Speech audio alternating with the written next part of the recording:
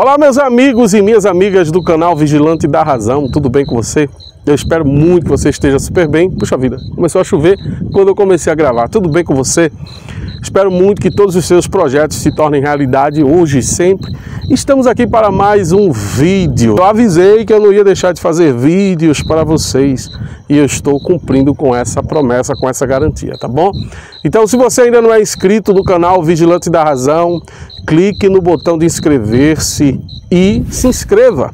E também você tem a possibilidade de acionar o sino das notificações, porque quando você faz isso, você diz para o YouTube que está gostando dos vídeos do canal e quer receber notificações para que nunca você perca os vídeos e as postagens que eu faço aqui. E eu quero já de antemão agradecer a você de todos os lugares do Brasil e do mundo que estão comigo no canal Vigilante da Razão, um canal que trata sobre diversos assuntos relacionados à religião, ateísmo, agnosticismo, política, filosofia, um pouco de cada coisa para deixar você muito bem informado. Então, é isso, vamos ao vídeo de hoje, porque no vídeo de hoje eu quero tratar sobre um assunto importantíssimo, que é a questão dos sacrifícios humanos.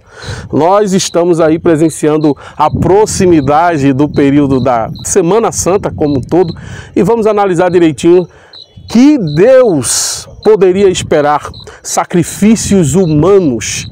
Isso mesmo, existem deuses ou houveram deuses do passado que valorizavam muito os sacrifícios humanos. Será que o Deus com D maiúsculo, esse Deus de Israel, um dia também já se satisfez com sacrifícios humanos ou de animais? É sobre esse assunto que eu gostaria de falar no vídeo de hoje, logo após a nossa abertura. Vigilante da Razão, o seu canal de opinião e crítica. A prática de sacrifícios a divindades, incluindo sacrifícios que envolvem a morte de animais ou seres humanos, é um fenômeno complexo com raízes profundas na história da humanidade. As razões por trás dessa prática variam dependendo da cultura, dependendo da localidade, dependendo do período histórico. Então, são muitas variantes que influenciam nessa prática de sacrifício de animais e de pessoas. Razões para o sacrifício: apaziguar os deuses. Em muitas culturas antigas acreditava-se que os deuses eram seres poderosíssimos que podiam influenciar a vida humana de maneiras boas e ruins. Então os sacrifícios eram vistos como uma forma de apaziguar os deuses, evitando sua ira e garantindo a sua benevolência, a sua suposta benevolência.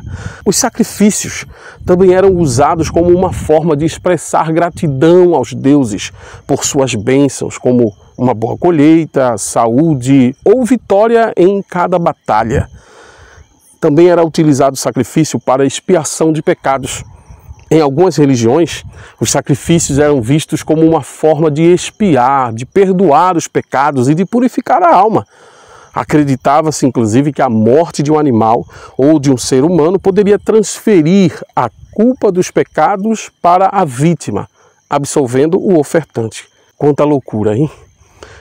Os sacrifícios também eram utilizados como comunhão com o divino. Em certas culturas, o sacrifício era visto como uma forma de estabelecer uma conexão mais profunda com o divino. Acreditava-se que a morte da vítima liberava sua energia vital, que poderia ser compartilhada com os deuses ou com os participantes do ritual. A morte, inclusive, era um elemento central nos sacrifícios por várias razões. O valor da vida, já que a vida era vista como um bem precioso e a oferta de uma vida era considerada um presente valioso para os deuses. A renovação e ciclo da vida. Em algumas culturas, a morte era vista como parte do ciclo natural da vida e o sacrifício era uma forma de garantir a renovação e a fertilidade da terra. O sacrifício humano e de animais tinha um poder simbólico, já que a morte tinha um forte poder, representando a fragilidade da vida humana e a supremacia ou suposta supremacia dos deuses. Só que houveram mudanças ao longo do tempo. Ao longo do tempo, a prática de sacrifícios humanos e animais diminuiu em muitas culturas, à medida que novas religiões e filosofias surgiram. No entanto, o conceito de sacrifício continua e ainda está presente em muitas religiões modernas, embora geralmente, você sabe, né, em formas simbólicas, como orações, jejum ou doações. No cristianismo, o sacrifício de Jesus Cristo na cruz é visto como o sacrifício supremo que expiou os pecados da humanidade e tornou desnecessários os sacrifícios de animais. É importante notar que a prática de sacrifícios é um tema muito complexo e também muito controverso. Eu particularmente tenho minha opinião e você vai saber a minha opinião já já. As interpretações variam dependendo da perspectiva cultural e religiosa. Agora vamos à minha opinião. Por que eu não aceito a história de sacrifício de morte para a reconciliação e remissão de pecados?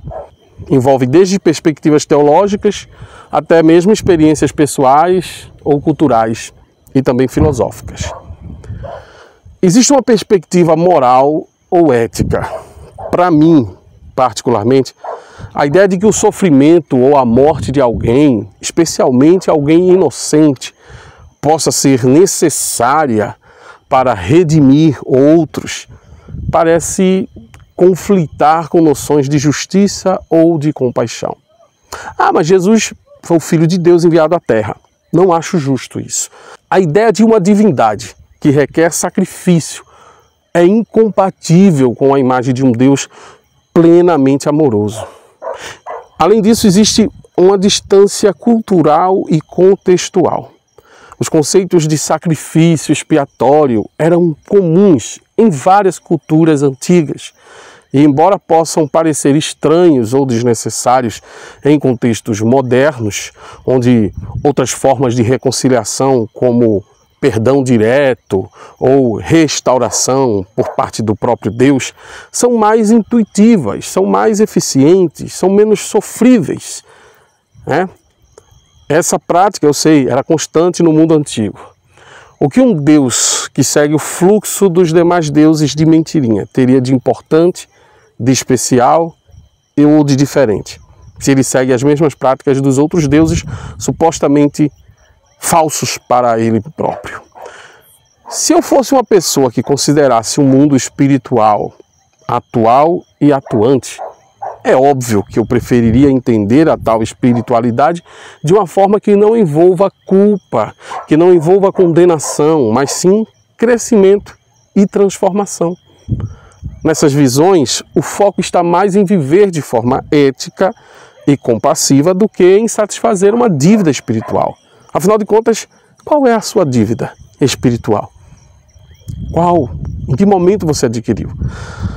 A influência de outras tradições religiosas ou filosóficas. Veja, se você já explorou outras crenças, como o budismo, o hinduísmo ou mesmo o humanismo secular, essas tradições oferecem outras formas de lidar com falhas humanas. Por exemplo, o budismo se concentra na superação do sofrimento e no autocrescimento, sem a necessidade de mediadores divinos, sacrifícios humanos ou sacrifícios de animais. Quanto à experiência ou à suposta reconexão pessoal alegada por muitos cristãos, vamos lá. Se houvesse um Deus e ele quisesse se conciliar comigo, reconciliação não seria o caso, porque ele teria me concebido dentro de uma perspectiva de contato com o divino, comunhão com o divino e comigo mesmo. Não dependeria de um evento histórico específico, simbólico, mas de uma própria busca espiritual, arrependimento ou boas ações.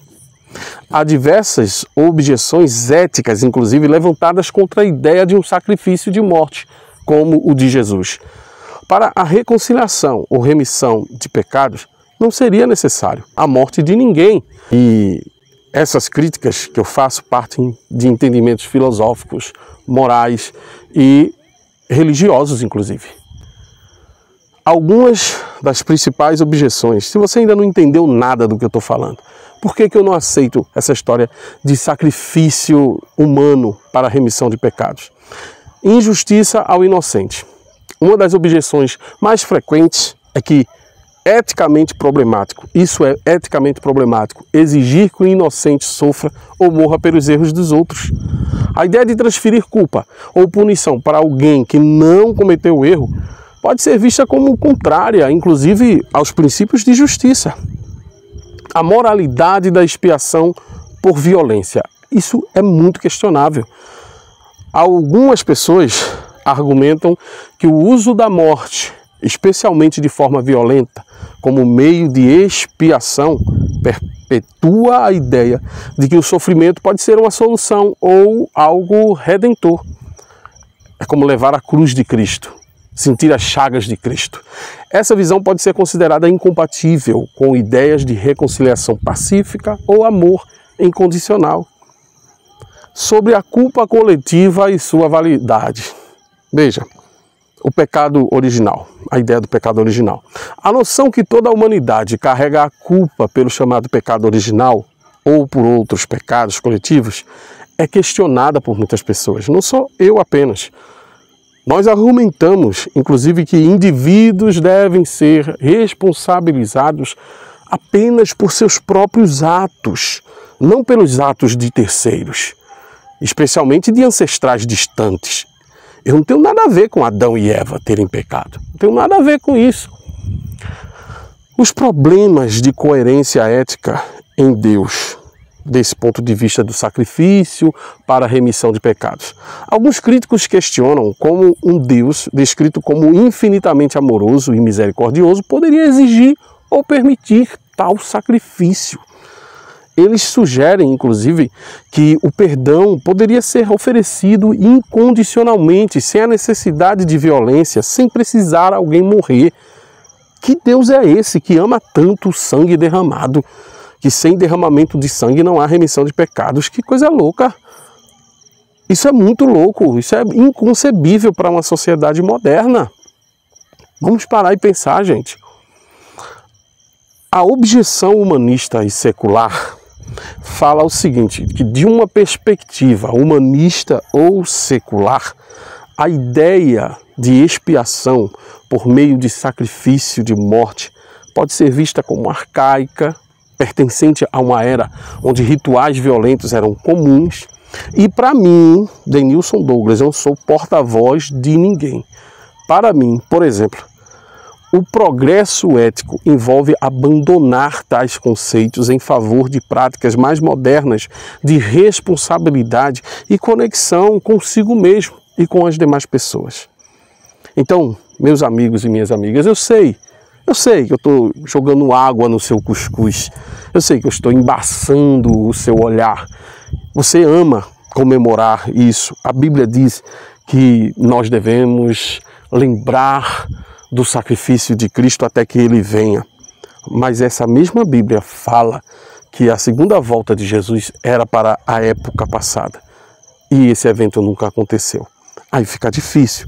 Fica difícil, inclusive, você perpetuar uma tradição apenas porque os seus pais, os seus avós, os seus bisavós, tataravós assim fizeram. Fica muito difícil. Eu espero que você entenda. Essa é a minha opinião. Essa foi uma rebuscada em conceitos filosóficos, inclusive religiosos. E eu quero levar você a pensar. Pensar direitinho. Quando o momento chegar, aí você vai dizer, vou lembrar da morte de Cristo. Sim, qual o significado prático que essa morte tem para você? Se é que um Cristo morreu e ressuscitou ao terceiro dia, sim, levou consigo as nossas dores, continuamos tendo dores. Perdoou os nossos pecados, ao que tudo parece, até os crentes professos continuam pecando. Então ele não purificou ser humano algum.